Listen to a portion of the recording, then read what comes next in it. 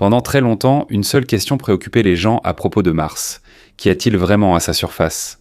Autrefois, nous ne pouvions l'observer qu'à travers des télescopes depuis la Terre. Et tout ce que nous pouvions voir à l'époque, c'était un petit point rouge dans le ciel.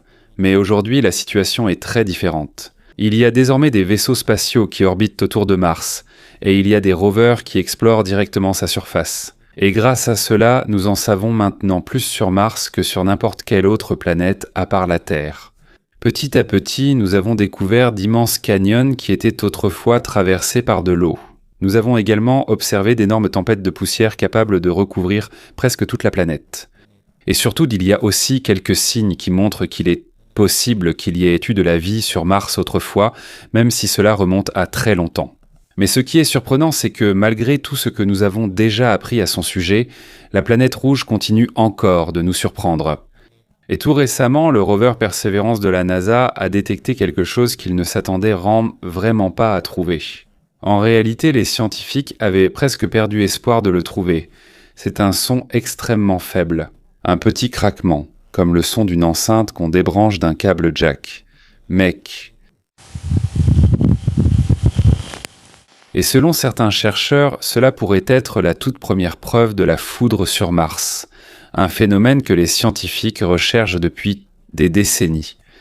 Même s'ils ont utilisé des équipements spéciaux et différentes missions auparavant, il n'y avait toujours aucune preuve claire.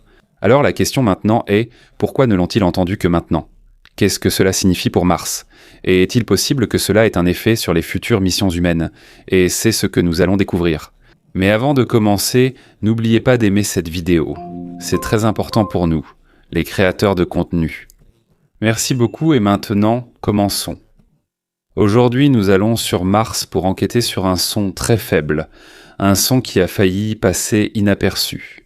Car il est possible que ce simple craquement soit la clé, pour que nous puissions comprendre comment fonctionne réellement l'atmosphère de Mars et comment ces tempêtes se forment, et aussi pourquoi la chimie de sa surface est si particulière. Et si un jour il sera vraiment sûr pour l'homme d'y marcher. En 1976, la NASA a réussi pour la première fois à atterrir sur Mars avec l'atterrisseur Viking 1. Quelques mois plus tard, Viking 2 a suivi. Ces deux missions ont été les premières à fournir à l'humanité des images claires et rapprochées en couleur de la surface de Mars. Et c'était aussi la première fois que le monde voyait son véritable aspect, un vaste désert rouge brunâtre. Silencieux, poussiéreux, et recouvert d'un ciel couleur orange. Depuis lors, différentes missions spatiales ont envoyé successivement des atterrisseurs et des rovers vers Mars. À ce jour, 2 rovers sont encore actifs là-bas pendant que cette vidéo est réalisée. Il s'agit du rover Curiosity et du rover Perseverance de la NASA. Et grâce à ces 2 explorateurs robotiques, nos connaissances sur Mars se sont énormément accrues. Nous avons appris qu'une grande partie de la planète a autrefois été recouverte d'eau liquide. Il y avait des rivières ici autrefois. Il y avait des lacs. Et il est aussi possible qu'il y ait eu un océan ancien. Mais ce n'est pas tout. Les scientifiques ont aussi découvert que de grands réservoirs d'eau subsistent sur Mars, mais il ne s'agit plus du même type d'eau que sur Terre. La plupart de cette eau est maintenant gelée et enfouie sous la surface, sous forme de glace cachée sous une épaisse couche de poussière et de roches. Et plus nous étudions Mars, plus elle devient mystérieuse. Malgré tout. Alors que les rovers continuent d'explorer Mars, ils ont déjà connu de nombreux types de conditions météorologiques là-bas. Parfois, le soleil brille très fort. Parfois, il est presque impossible de voir les environs à cause des vents violents et des tempêtes de poussière très épaisses. Mais parmi tout cela, il y a une chose qui manque depuis longtemps. La foudre. Nous avons déjà observé de la foudre sur différentes planètes du système solaire. En 1979, la sonde Voyager 1 a observé pour la première fois de puissants éclairs sur Jupiter lors de son passage. Et au fil des années suivantes, les preuves sont devenues encore plus claires lorsque la sonde Juno de la NASA a capturé des images très rapprochées d'une tempête de foudre sur Jupiter. Sur Saturne, c'est encore plus impressionnant. Il y a là-bas des tempêtes qui s'étendent sur des milliers de kilomètres. Et les éclairs là-bas peuvent être presque 10 000 fois plus puissants que les éclairs ici, sur Terre. En 2009, une énorme tempête d'éclairs a même été observée par la sonde Cassini sur Saturne, qui a duré près de 8 mois. Mais sur Mars, il n'y en a pas. Pendant de très nombreuses années, malgré toutes les recherches des scientifiques, il n'y a aucune preuve claire de la foudre jusqu'à présent. Et c'est une découverte très importante, parce que la foudre n'est pas seulement une lumière soudaine qui apparaît dans le ciel pendant un orage. Sur Terre, elle joue un rôle très important dans l'atmosphère de notre planète. La foudre se forme généralement lorsque de petites particules de glace entrent en collision à l'intérieur des nuages d'orage. Lorsque cela se produit, les particules acquièrent une charge électrique. Certaines deviennent positives, d'autres deviennent négatives. À mesure que cette charge continue de s'intensifier, elle atteint un point où l'air entre le nuage et le sol ne peut plus la contenir. C'est alors qu'une puissante décharge se libère soudainement. La foudre, et elle libère une chaleur extrême. En seulement un très court instant, l'air autour de l'éclair chauffe à plus de 27 000 degrés Celsius. C'est encore plus chaud que la surface du Soleil. À cause de la puissance extrême de cette énergie, même les molécules d'azote et d'oxygène dans l'atmosphère se brisent. Ensuite, elles se recombinent et forment ce qu'on appelle des oxydes d'azote. Quand cela se mélange à l'eau de pluie, ça tombe sur le sol et sert d'engrais naturel pour les plantes. En d'autres termes, la foudre aide à maintenir l'écosystème de la Terre vivant et en bonne santé. Mais ce n'est pas tout ce qu'elle fait. La foudre aide aussi à la formation de l'ozone dans l'atmosphère. Et l'ozone est très important car il constitue l'une de nos protections contre les rayons UV dangereux du Soleil. D'autres dangers que les rayons UV viennent aussi de l'espace. L'énergie dégagée par le Soleil est extrêmement puissante. C'est pourquoi il n'est jamais sûr de le regarder directement à l'œil nu. Et cette année, il y aura sûrement encore plus de gens tentés de le faire. Parce que le 12 août, il y aura une éclipse solaire totale qui sera visible dans certaines parties de l'Islande, du Groenland, de la Russie et de l'Espagne. C'est l'un des spectacles les plus rares et impressionnants de la nature. Même si tu ne te trouves pas exactement sur le trajet de l'éclipse totale, il y a encore des endroits dans l'est des États-Unis, au Canada, au Royaume-Uni, en Europe et en Afrique du Nord, où tu pourras voir une grande partie du Soleil couverte par la Lune. Il est très important d'avoir la bonne protection lorsque tu observes une éclipse. Regarder directement le Soleil sans l'équipement approprié peut causer des dommages permanents aux yeux. Cependant, certains scientifiques pensent que la foudre aurait pu jouer un rôle clé dans l'apparition de la vie sur notre planète. Il existe des théories qui disent que les fortes décharges électriques sur la Terre primitive auraient pu aider à la formation de molécules organiques importantes comme l'ARN et les acides aminés. Et ces molécules sont parmi les éléments constitutifs les plus importants de la vie. Donc en réalité, la foudre n'est pas seulement une lumière éblouissante dans le ciel. C'est l'une des parties les plus importantes des systèmes naturels de la Terre. Et si la foudre est aussi importante pour la chimie de l'atmosphère sur notre planète, est-il possible qu'elle joue le même rôle sur Mars ? Cependant, il y a un gros problème. En effet, Mars n'est pas comme la Terre, Jupiter ou Saturne. Ces planètes ont une atmosphère épaisse et d'immenses systèmes de tempêtes. Alors que l'atmosphère de Mars est extrêmement fine. En fait, elle est plus de 100 fois plus mince que celle de la Terre.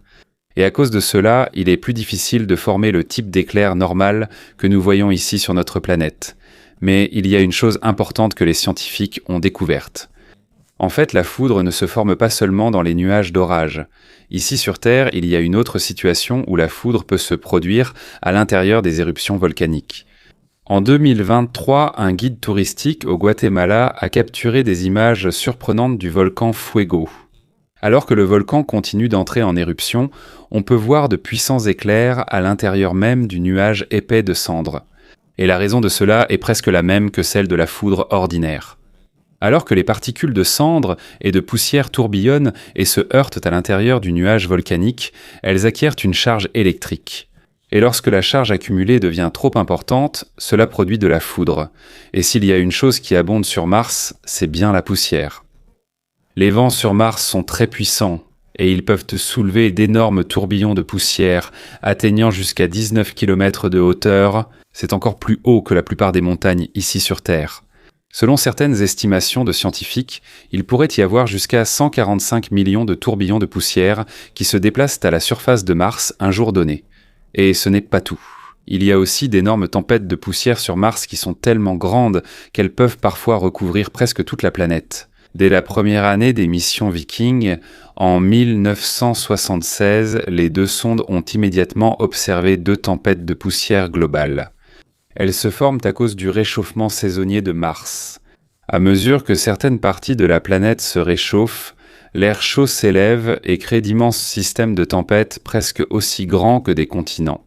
Et parfois tous les 3 ans martiens, ce qui équivaut à environ 5,5 années terrestres, ces tempêtes se rassemblent jusqu'à ce qu'elles recouvrent toute la planète. Jusqu'à présent, les scientifiques ne sont toujours pas sûrs de la raison pour laquelle il y a de si longs intervalles entre ces super tempêtes. Mais il existe une théorie. L'orbite de Mars étant plus elliptique que celle de la Terre, il arrive qu'elle soit plus proche du Soleil. Et lorsque c'est l'été dans l'hémisphère sud de Mars, la planète reçoit une chaleur plus intense. Même si le vent là-bas n'est pas aussi fort que sur Terre, atteignant seulement près de 100 km/h, c'est suffisant parce que la poussière sur Mars est extrêmement fine. Lorsqu'elle flotte dans l'atmosphère, elle bloque presque la lumière du Soleil, et c'est un gros problème pour les rovers alimentés par l'énergie solaire. En fait, le 10 juin 2018, une tempête de poussière globale a causé la fin de la mission du rover Opportunity. Après que la planète entière ait été recouverte d'une épaisse couche de poussière, il n'a plus jamais eu assez d'énergie pour se réveiller. Et c'est ainsi que s'est terminée l'une des missions de rover les plus importantes de l'histoire de l'exploration de Mars. Mais bien que ce soit une mauvaise nouvelle pour les planificateurs de missions, cette poussière tourbillonnante est exactement le genre de conditions qui pourrait produire de la foudre. C'est pourquoi pendant de nombreuses années, les scientifiques l'ont cherché encore et encore. Pendant 5 ans, la sonde Mars Express de l'Agence spatiale européenne a essayé de scanner les tempêtes de poussière sur Mars pour chercher le moindre signe d'activité électrique, mais ils n'ont rien trouvé. L'ESA a également envoyé le module Schiaparelli, équipé d'un instrument spécial pour mesurer l'activité électrique dans l'atmosphère de Mars. Mais il n'a pas pu accomplir sa mission. En octobre 2016, alors qu'il approchait de la surface de Mars, il a subi un dysfonctionnement logiciel. Son parachute s'est détaché trop tôt et le module s'est écrasé à la surface de la planète. Plus tard, la caméra HiRISE de la NASA Reconnaissance Orbitaire a même capturé le site du crash depuis l'orbite. Mais aujourd'hui, après une décennie de recherche, il est possible que l'on ait enfin trouvé des preuves de la foudre sur Mars. Et le plus surprenant, c'est que ce n'était même pas ce que le rover Perseverance recherchait vraiment. La tâche principale de son instrument SuperCam est d'étudier les roches sur Mars. Il le fait à l'aide d'un laser. Il tire sur les roches avec un laser. Ensuite, il analyse la lumière et le son produit par la petite explosion. Mais pendant que le microphone de la SuperCam écoutait le son provenant des roches, il a entendu autre chose, un crépitement étrange.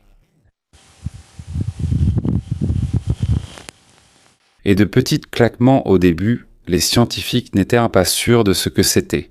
Mais cette découverte était tellement intéressante qu'un groupe de chercheurs spécialistes de Mars, dirigé par Baptiste Schid de l'Institut de recherche en astrophysique et planétologie en France, a minutieusement examiné près de 45 mois d'enregistrements provenant du microphone de la SuperCam.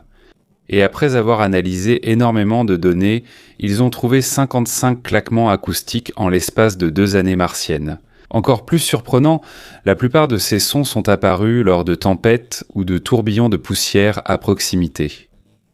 Au fur et à mesure que leur étude avançait, ils se demandaient de plus en plus « Est-il possible que ce soit vraiment le tout premier son de la foudre sur Mars ? Ou peut-être y a-t-il une autre explication à ces sons mystérieux ?» Malgré cela, dans l'article de recherche publié dans la revue Nature en novembre 2025, Baptiste Schid et son équipe ont examiné une à une toutes les explications possibles concernant le mystérieux son entendu par le rover Perseverance. Ils ont d'abord pensé que le rover avait pu produire une décharge électrique. Il se peut qu'il y ait eu de l'électricité statique ou un bruit mécanique de ses propres équipements. Mais lorsqu'ils ont comparé le son à tous les bruits connus du rover, cela ne correspondait pas. Le crépitement enregistré par le microphone SuperCam était vraiment différent. Ensuite, ils ont eu une autre théorie. Peut-être qu'un petit grain de poussière a frappé le microphone ou son boîtier, ce qui a provoqué un bruit de claquement. Cela aurait été possible. Mais il y a un problème. Le simple impact d'une particule de poussière n'explique pas l'interférence électrique qui accompagnait le son. Cela signifie qu'il y a vraiment eu une activité électrique. L'équipe s'est donc demandé comment ils pourraient prouver que ce que Perseverance avait entendu était vraiment un éclair. C'est alors que leur expérience est devenue plus intéressante. Au lieu de se contenter de simples simulations informatiques, ils ont essayé de reproduire, ici sur Terre, les conditions d'une tempête de poussière sur Mars. Ils ont utilisé une réplique de l'instrument SuperCam. Ensuite, ils ont frotté des particules pour générer de l'électricité statique. C'est presque la même chose que ce qui se passe avec la poussière tourbillonnante sur Mars. Pendant qu'ils faisaient en cela, le microphone enregistrait les sons et les signaux électriques produits.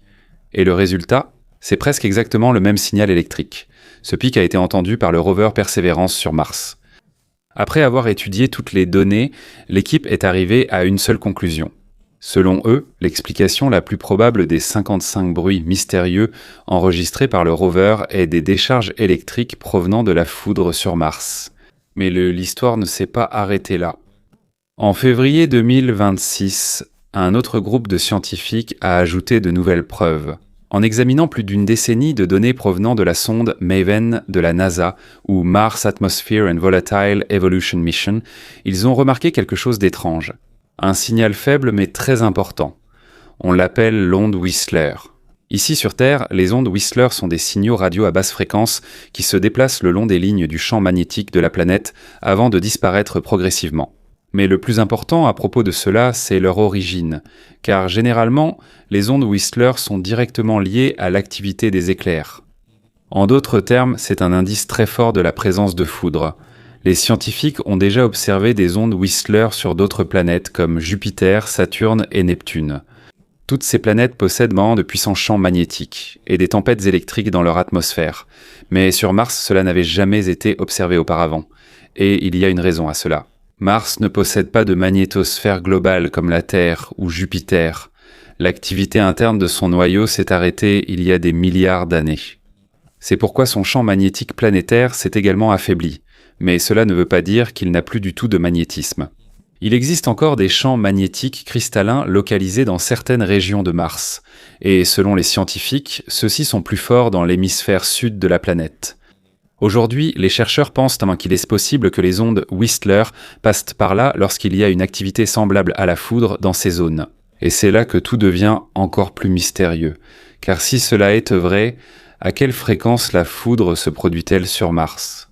Pour l'instant, sur plus de 100 000 points de données MAVEN analysés, l'équipe n'a trouvé qu'une seule onde Whistler dans l'ionosphère de Mars. Et cela n'a duré que 0,4 secondes. C'est très court, très rapide et extrêmement difficile à détecter. Selon les scientifiques, les conditions nécessaires à sa formation sont extrêmement spécifiques. Comme les champs magnétiques de Mars sont faibles et changeants, la sonde MAVEN devait se trouver exactement au bon endroit et au bon moment pour détecter l'onde Whistler. Et il est presque impossible de prédire quand cela se produira. Mais selon les chercheurs, ce n'est pas parce qu'on l'observe rarement que cela n'existe pas. En fait, en combinant la découverte de l'onde Whistler et les bruits mystérieux enregistrés par le rover Perseverance, ils sont de plus en plus convaincus qu'il y a probablement de véritables éclairs qui se produisent sur Mars. Selon les scientifiques, la foudre sur Mars aurait sans doute un aspect différent de celle de la Terre. Ce ne sont pas de grands éclairs qui descendent des nuages jusqu'au sol. Cela ressemble plutôt à de l'électricité statique. C'est un peu comme la petite décharge électrique que tu ressens quand tu marches sur un tapis en chaussettes, puis que tu touches une poignée de porte en métal. C'est petit, rapide, mais il y a quand même une charge. Et comme il y a énormément de tempêtes de poussière et de tourbillons de poussière qui se produisent chaque jour sur Mars, il est possible que des millions de ces petites décharges électriques aient lieu sur toute la planète. Et c'est très important pour notre compréhension de Mars parce que lorsque la poussière est électriquement chargée, elle est plus facilement emportée par le vent. Cela modifie aussi la façon dont les particules de poussière s'agglomèrent dans l'atmosphère, ce qui signifie que la foudre n'est pas seulement due à la météo.